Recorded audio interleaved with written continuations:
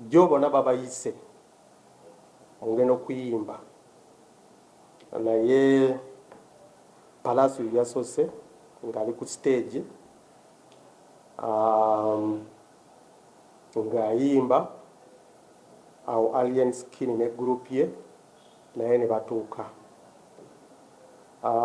Ndowooza Palaso yagenda okuteegera nti Alien Skin ali muki atuuse mu kifo n'atandika okumusindikira ebigambo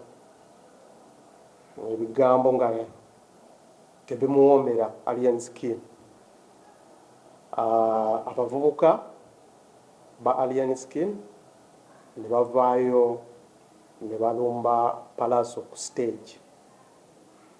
Palaso n'avaayo bade tanaaba n'okumala okuyimba kwe. Ndowooza kino kyamunyiziza ssaawa 9 ogw'ekiro, naye ye nga Palaso tiyatutuukiridde eri Buloba oba Wakiso okuyingiza omusango. Ati ye Alien Skin aguddewo omusango. Palaso n'abavubuka be omusango ogusooka gwa malicious damage, eyokubiri kubanga agamba nti waliwo ebintu byabwe gye babbye, omusango okubbisa eryanyi oba aggravated robbery. Tugenda kukola okunoonyereza tukakase kiki gye babbye nga fayiri yaffe wedde.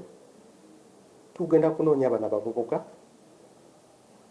tubakwate tubatwale ku mbuga z'amateeka, naye ekikulu twagala kukubiriza bano abavubuka anti bo tebali waggulu w'amateeka, bonna amateeka agatufuga gabafuga.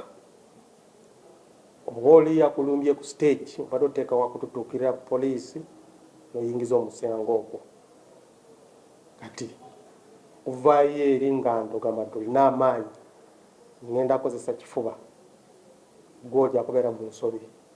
Wenjogerera kati tewali gwe twakute, tewali ali mu kaduukulu kaffe, naye ekiseera ejja kutuuka ng'okunoonyereza kwaffe guwedde, tutandise okubanoonya tubakwate tubatwale mu mbuga z'amateeka.